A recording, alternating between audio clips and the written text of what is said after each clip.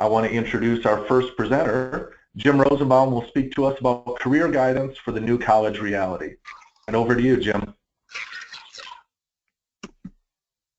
Thank you, Steve. Good to be here today. I want to talk to you about a new college reality.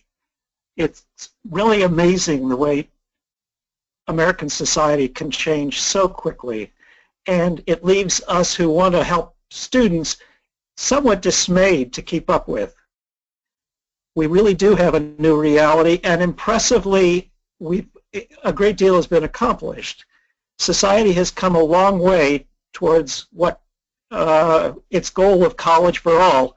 90% of high school graduates enter college in the 8 years after high school. 90%. However, many students drop out of college, and almost half of community college students leave college with no credential. Moreover, college students who get no credential get no financial payoffs. They have the same earnings as high school graduates who did not enroll. The question comes up, are we sending too many students to college who have no chance to benefit? The answer I will give is no, that's not the case, but only if we fully understand the options that are being offered. We did studies of various sorts, and two are in particular for this talk. One was a national survey of high school graduates in the class of 2004, and we examined their education and job outcomes 8 years later. We also saw reform in Florida, which illustrates some of the common shortcomings of reforms and also some frequently unnoticed opportunities. Next slide, slide 2. The Florida reform had a goal to improve college and career readiness. However, Florida teachers saw the reform as focused only on college readiness for BA degrees. It did not provide career readiness if students had low academic achievement that was far below college level skills. Teachers were disappointed in this reform, that a reform that called itself college and career readiness did not provide good career options for all their students, even students with low achievement. Next slide. So we asked, are BA degrees the only valuable college credential? Occupational certificates and associate degrees have increased in number and in value just in recent years. As you see on the graph, between the year 2000 and the year 2012, BA graduates increased by 44%, but certificate graduates increased almost twice that, and associate degree also were fairly comparable in growth. Turning to earnings, the earnings payoffs in 1999, the earnings payoffs in 1999 were 22% for BAs and negligible for certificates and associate degrees.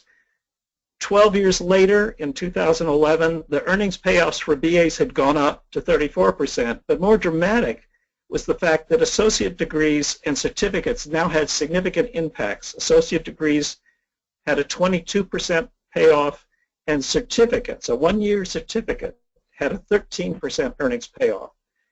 Moreover, 25% of certificate holders go on to get higher degrees, and that proportion is even higher for associate degree graduates.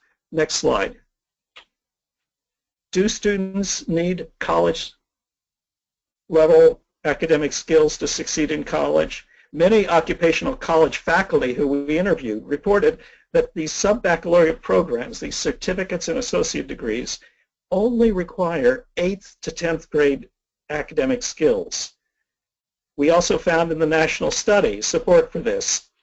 Students in the bottom third of test scores often complete college credentials. For low test students, that is to say students in the bottom third who are in community colleges, only 11% manage to get a BA in the next 8 years, but another 15% get associate degrees and 22% get certificates. In other words, these sub-baccalaureate credentials vastly expand the opportunities for getting credentials. Are important in reducing completion rates for BAs, as everyone knows. But what's not noticed is they do not reduce completion for certificates and even associate degrees. So sub-baccalaureate credentials do not require high test scores.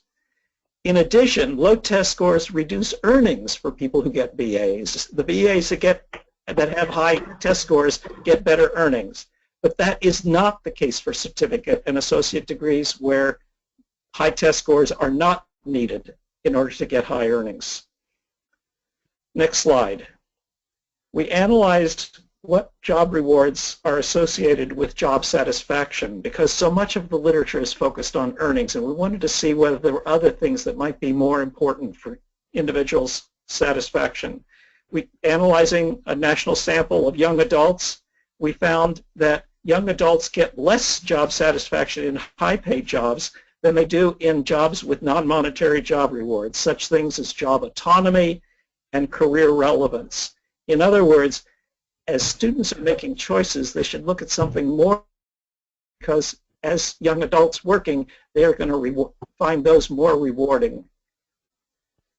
We next looked, next slide. We next looked at what credentials lead to such job rewards, such non-monetary job rewards, and we found that certificates offer many of the same non-monetary job rewards as BA degrees, and associate degrees offer nearly all of the same job rewards, sometimes at comparable magnitude.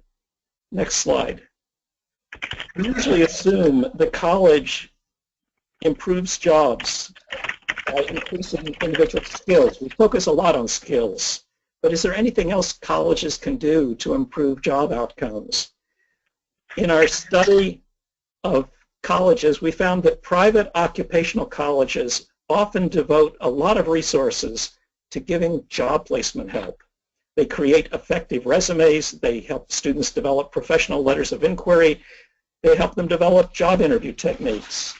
They help them search for appropriate jobs that will well use their skills, and to choose jobs with the best career future for them. Public colleges, in contrast, have very limited resources and very little discretion to devote resources to job placement help. Community college student graduates, as a result, often make mistakes in choosing the wrong job after they get a credential. Education is wasted when students jobs that don't use their skill, and indeed society is harmed when students don't take the jobs that use their skills. In other words, we should be devoting resources to community colleges to let them have support for job placement. Slide 8. We then looked at whether college scorecards could help students make career plans. President Obama has proposed that college scorecards would give information about graduates' outcomes so that students would know what they were likely to get from a particular degree at a particular college. We found that in the state of Florida, besides the reform that we talked about earlier, that they also had a college scorecard, and they had a very good one. And so it's for understanding what can be learned from such a scorecard. Next slide. The Florida scorecard gives a good idea of what states can do. This scorecard indicates many good jobs for associate degrees and college certificate programs. Go on to the next slide, please.